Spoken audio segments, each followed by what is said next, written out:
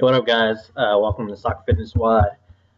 Today's kind of episode is really just about looking at the past two WODs that were programmed and kind of discussing what our team's goals were with the WODs, kind of the reasoning behind why we programmed the way we did. And so I think it'd just be a really great discussion point, and just so that you can kind of see the thought process behind everything we're doing. Every WOD that's programmed each day, which I do daily, has really been thought of weeks in advance and has been collaborated, vetted by the team.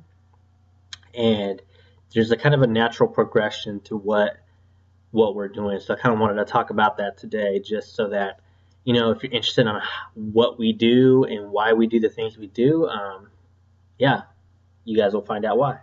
So we're going to first thing we're going to look back at is yesterday's WOD.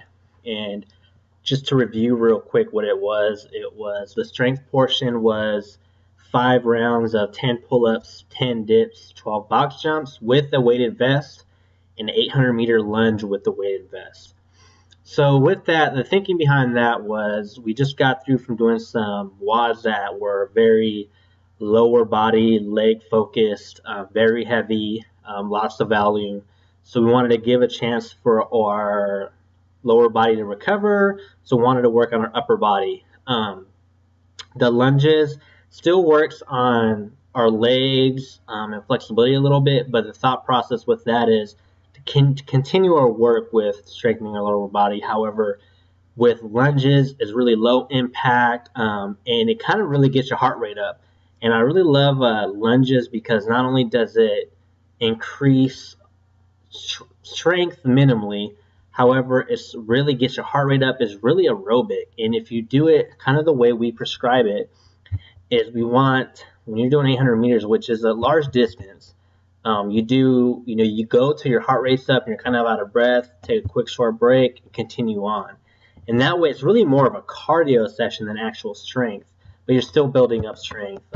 So it's kind of complex, but in our research, we've seen so much results with lunges. And I kind of got the inspiration from Corey Gregory, who is the chief executive officer at Muscle Farm and works closely with Arnold Schwarzenegger. Has great products out there. I highly recommend you guys check that out.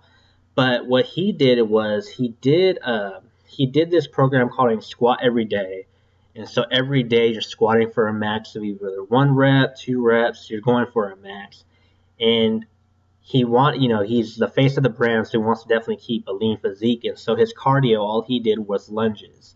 So he would do, a mile, half a mile. He would do that for his cardio. And what's interesting is when he started getting back into CrossFit workouts, he was right there with only doing lunges. Like his work capacity was still high. He was able to, do some fire breather workouts, and he was hanging. And so we kind of did that with our team of looking at like lunges, looking at more of a cardio aspect, and we have some really great results. So yesterday with the thought process when we programmed this was, getting some strength with the upper body, some pull-ups, some dips, box jumps with the vest, a little bit working on the explosiveness. And then the lunge was kind of strength because you have a weighted vest, but really just getting that heart rate up and preparing you for the conditioning WOD. So that was kind of the thought process with that. We had an athlete of ours do the workout, and the interesting is he only did the strength portion, but he was already very taxed.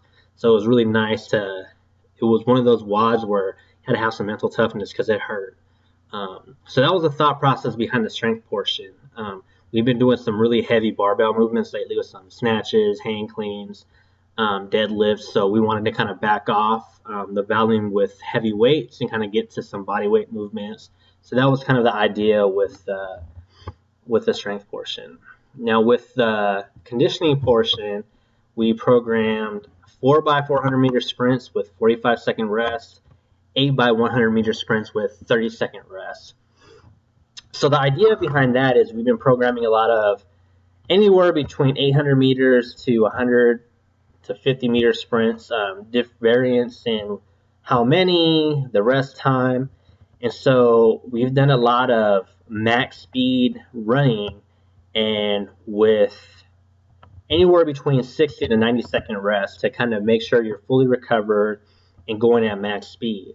And so what we wanted to do today, sorry, not today, but with that workout was the fact that we just got some cardio down with the lunge. What we wanted to do was continue that short recovery time, getting that heart rate up and just really having to grind it out with short rest periods.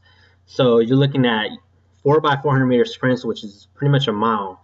You're only resting 45 seconds, so it's just enough time to kind of catch your breath, and then you're off. Where when you do a 400 meter sprint, you're resting anywhere between 90 seconds to 2 minutes. You're able to not only catch your breath, but you feel refreshed and ready to go. And so we kept it to just 400 meter sprints and just enough to catch your breath, and you're at it again. And so that's really similar. The thought process is pretty basic with that. That's just real life game situations. As a winger, you may do 20 100 meter sprints with very low rest periods. So just kind of simulating that game scenario and just short rest times. So that's where before, probably in the weeks prior, we're given a lot more rest time and just working at kind of max speed. So like I said, everything we do is for a purpose, everything we program, and there's progressions to it, and we're working on different domains. So that workout, really we wanted to focus on short rest periods. Since I was just running, I didn't want to beat up her legs too much, so I did include 8 100 meter sprints. Again, not really a long distance, very game-like situations for players of all positions, and only 30 seconds rest. So the same thinking, short rest periods, just enough to kind of catch your breath, and just definitely game situations where you're making multiple sprints in a short amount of time. So it was interesting. Our athlete really enjoyed the workout, and it was difficult. However, with all the longer WODs we programmed, he wasn't really, you can see his mental toughness with it right away, because he honestly looked at it like it wasn't that hard. Like, yeah, I've done multiple 800 meter runs with minute 30 rest. So it wasn't intimidating, and he went at it hard, and he had a great workout. We also added, we just felt like just to kind of get some extra work in, really looking at it as a running day in a sense, and more just a conditioning day.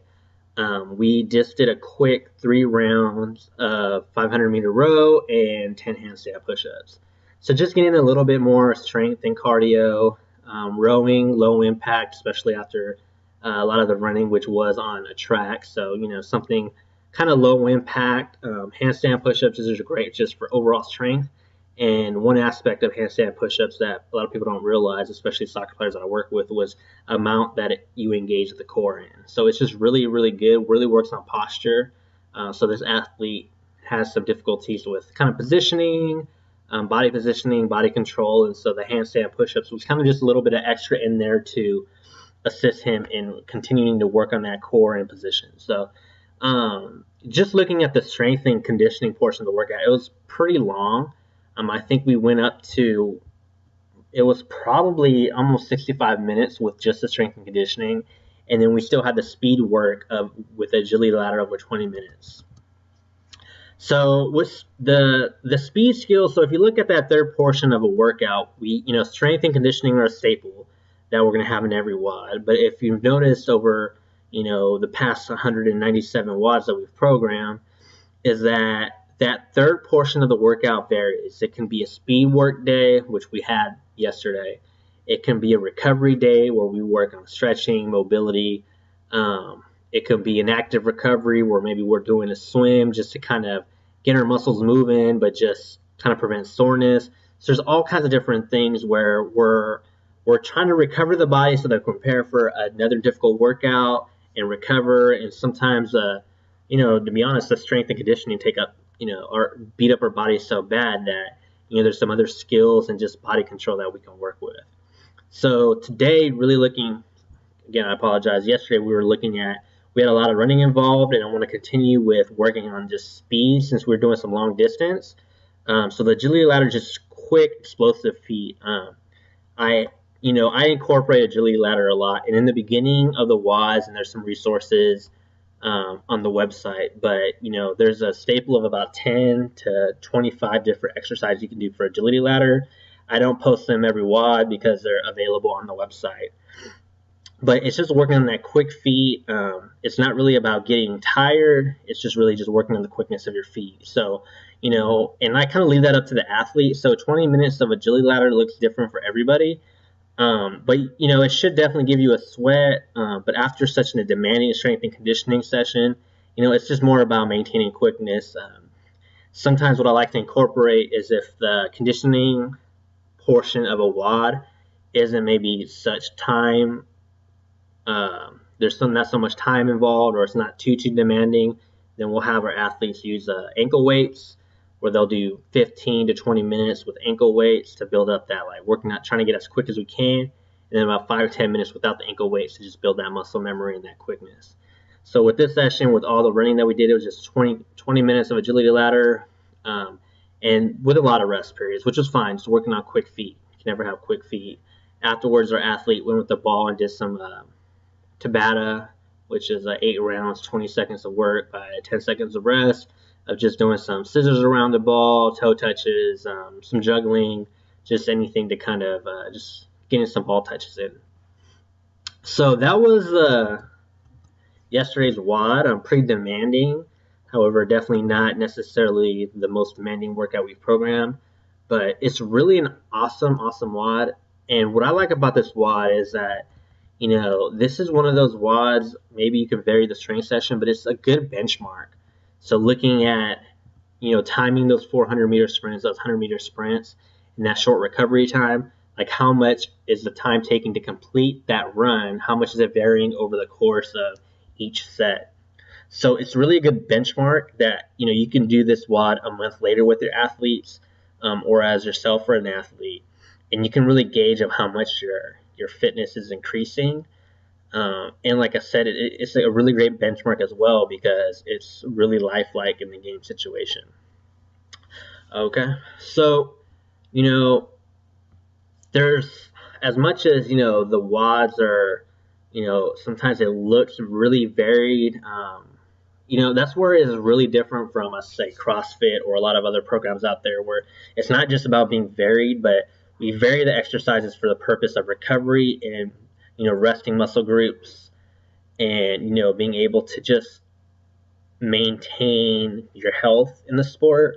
And so it's not just random WODs that we're throwing up at the site, that everything has been programmed for a while and there's this progression. And what's nice is that because we plan ahead of time, sometimes with the athletes that we work with, we can see that maybe one WOD was way more demanding than we anticipated, so we can kind of back off the following WOD. When we first started Soccer Fitness WOD, I was the proponent that we would never schedule rest days because athletes could kind of gauge when they needed to take a day off. With soccer, even at the most elite level,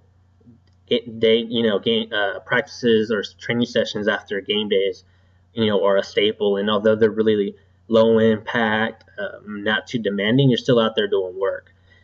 So I kind of leave it up to the athlete when to take breaks. However, what I have been incorporating little by little is active recovery days where, after a set of, say, 4 to 5, really intense WODs, and for athletes that are really diligent who weren't taking any rest days, it's a day where you might go out for a real slow jog, some swimming, maybe light rowing, just to kind of, you're keeping your body moving, but however, it's really low intensity, not an aerobic workout.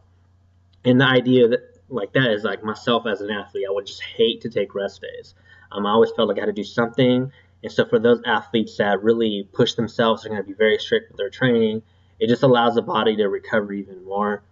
And, they're usually short in duration so that, you guys all have lives out there, and soccer is just one aspect of your life. So, that's kind of the thinking behind that. And we're still continuing to work on what does rest days as far as, how many days can the body take before we need a recovery day, or maybe even looking at incorporating some rest days so that athletes are forced to take, some time off here and there. So something we're still working with. But as I said, so far our athletes have maintained their health. They're they're not getting injured, and they're seeing a lot of great results on the field. So that was yesterday's WOD. If you have any questions, hit us up on questions@soccerfitnesswod.com. Today's workout that we programmed is a really cool athlete WOD. So I've talked about athlete WODs before on some of the other videos on YouTube, but the idea of athlete WODs was, in the sense, I love how CrossFit incorporated their workouts based on soldiers who have fallen, and they're the hero WODs. They're the most demanding workouts. And so I love that aspect, but not something I necessarily wanted to incorporate what we're doing. But as me and the team started discussing, there's got to be something that we kind of tie into the athletes that we look up to, and the superstars of soccer and football across the country, across the globe. What are their best traits, and let's program some WODs based on their best traits. So that's why it's been really fun kind of looking at a player who we look up to and looking at their athletic talent and just saying okay, well, what would we program for an athlete who wanted to have some of those attributes? And so it's been a really, really fun experience, kind of going back and forth with each other, and kind of looking at, well, how do we get Gareth Bale's speed? What would we program? And it's been really fun, and really just really informative too, looking at what exercises get you what results for a certain player. So tomorrow's WOD that we have programmed is called Douglas Costa. So as you know, he's a Brazilian soccer player who currently plays for Bayern Munich and came from Shakhtar Donetsk, I believe. And he's just, Bayern Munich's a powerhouse, tons of great players, phenomenal players, and he's come in and just set the Bundesliga on fire. Had such a huge impact, and I was a fan of him before. Saw him in the Champions League years before, but even I was surprised of how much of an impact he's had, and he's definitely a staple in that team. It's just awesome. So what we programmed was a 60-minute AMRAP, so as many reps as possible in 60 minutes. A big time domain. However, he's one of those guys who's constantly working throughout the game. He puts in a shift. I wouldn't be surprised if he's running 7 to 8 miles a game, or maybe even more. So it's a long WOD, but we kind of kept that into consideration. So he does a lot of sprinting. So here's how it goes. You sprint for 200 meters. You do 10 box jumps, sprint for another 200 meters, do 10 hang cleans at 85 pounds, you're going to lunge for 200 meters, and you're going to perform 10 overhead squats, 85 pounds, and then you'll rest for a minute. Then after a minute, you'll continue again. So all these exercises are based on the purpose of what are his strengths as a player. So I'll kind of go one by one, just explain to you the thinking that we had. So we made it a longer WOD because he has fantastic conditioning. As I mentioned earlier, he puts in the shift. So 60 minutes with such intensity is a long workout. So we've incorporated the sprinting because, from 200 meters to, 200 to 300 meters, his sprint, I don't believe there's many people who could beat him in a sprint. He doesn't have that gazelle-like running capabilities of necessarily Gareth Bale, but he can definitely move. He's very, very fast. The 10 box jumps he's highly explosive, and he's actually I've seen him in training, he got some hops. So I want to kind of incorporate those box jumps based on that. So that's part of his athleticism, his ability to jump. The hang cleans, one of the, football players do these all the time to be explosive, and he's a very explosive athlete. His first step is phenomenal. It's amazing. Without even all of the moves that he has, just a basic go, he's off. It's very hard to kind of contain him. As you can see, that's why he's had such an impact. The lunge for 200 meters is just overall, his overall athleticism. And I wanted to touch something I didn't want to incorporate another sprint in there, but as I mentioned before, lunges are just great work capacity movement. And then the 10 overhead squats at 85 pounds is, again, kind of addressing his explosiveness, but with overhead squats, you're looking at, it's one of the most difficult movements in weightlifting because it incorporates so many things such as flexibility, coordination, body awareness, and strength. And so when you look at Douglas Costa, he's he's a specimen. I mean, his athleticism is amazing.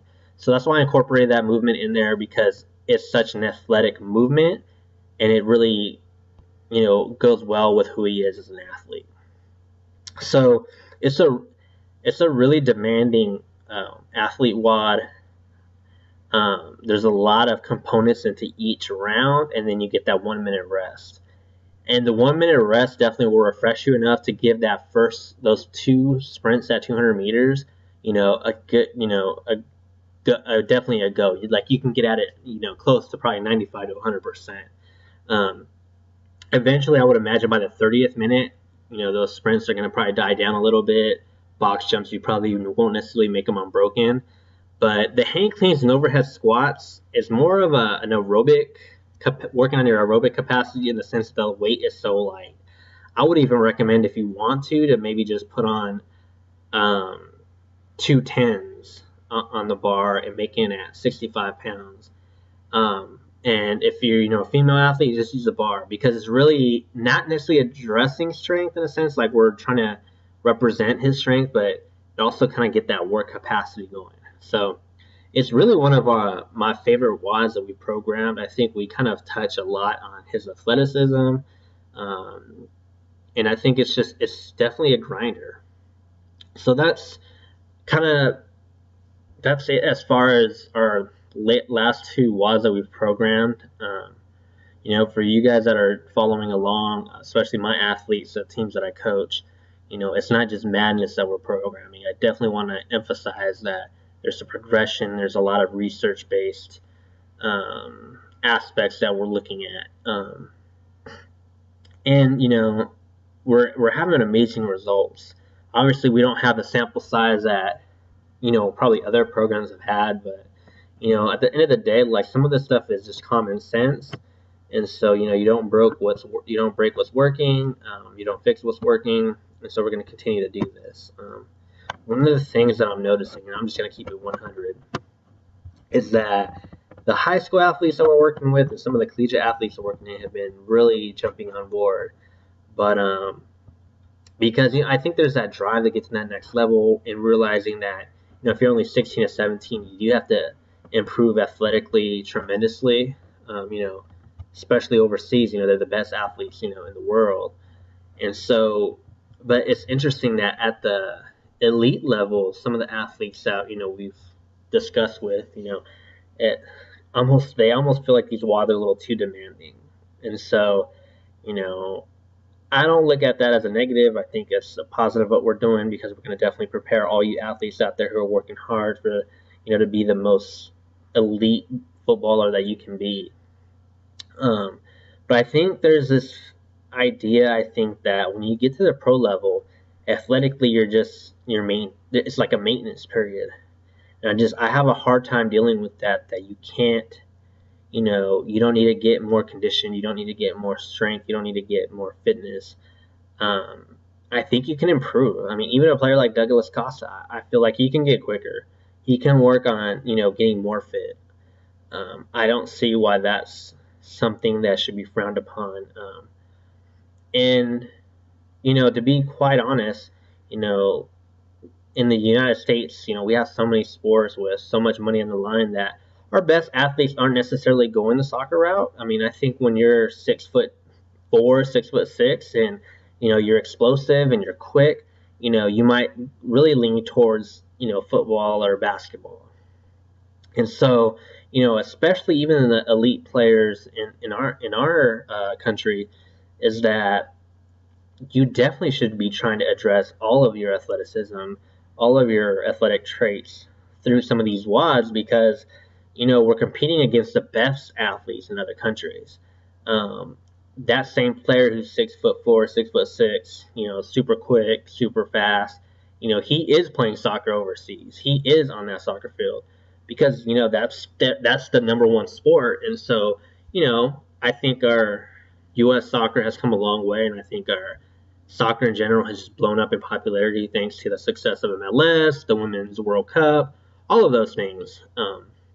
But I really, I'm hoping there's a time where we can get into a forum or a discussion that our pro athletes domestically definitely need to be if not my program and not our program, with Soccer Fitness WOD, but something to continue to improve, your fitness and your athleticism. Um, I'm definitely on social media a lot, looking at articles or anything that I can get my hands on. And so it seems like the only time we're addressing strength or getting in the weight room and doing some form of training is really just in the off season, which is a great time to really put on some, strength. Definitely want to improve your fitness. However, during the season, I think you should be performing 1 to 2 WODs a week to continue to work on things. You can never be too mobile, never be too quick, never be too fit. And so, I think it's something that needs to be addressed. And I think that when it comes to, fitness and training and nutrition, a lot of these things that, football, basketball teams who consult with a variety of professionals, soccer's a step behind. I truly believe that. I think that there's so much focus on tactics and player development as far as tactically and technically, which is amazing. However, just looking at the human possibilities with our athleticism, I think has really not been looked at. I watch tons of training sessions from different teams and different leagues, and even the preseason training it disappoints me what we're having our athletes do, and wondering why we're getting the same results, and we're just really relying upon the kind of the genetic gifts that athletes have, and not trying to really improve on things such as speed, quickness, explosiveness, conditioning levels, all of that. We're kind of relying just based on the genetic potential of athletes, not even potential, but just their genetics really, and what they already possess, and not really trying to work on that. And it's almost like, I've heard the old saying, you can't teach fast, which is true in a sense, but I think you can slightly to moderately improve quickness, speed. If you think about it, even just if someone who has 15% body fat, if you get them down to, 11 or 12, theoretically would already be faster by losing some of that mass. So just all those things, I think that soccer's just a step behind, and we're hoping to kind of, if it's fine if no one wants to follow our programming, but we're hoping to kind of just make an impact and kind of cause an awareness that, there's so much that can be done in our sport, especially domestically, because I think we can start, like I've mentioned in past videos, is that there's a lot of players domestically that are highly talented, highly technical, who read the game fast, but because MLS is such a fast, physical style of play, that they're missing opportunities. So I think we can get even more talent if we start addressing some of the athleticism. So, hit us up if you have any comments, questions at soccerfitnesswod.com. You can hit us up on Instagram, Facebook, or Twitter. Appreciate all the support that we're getting out there, and you guys all have a good one. All right.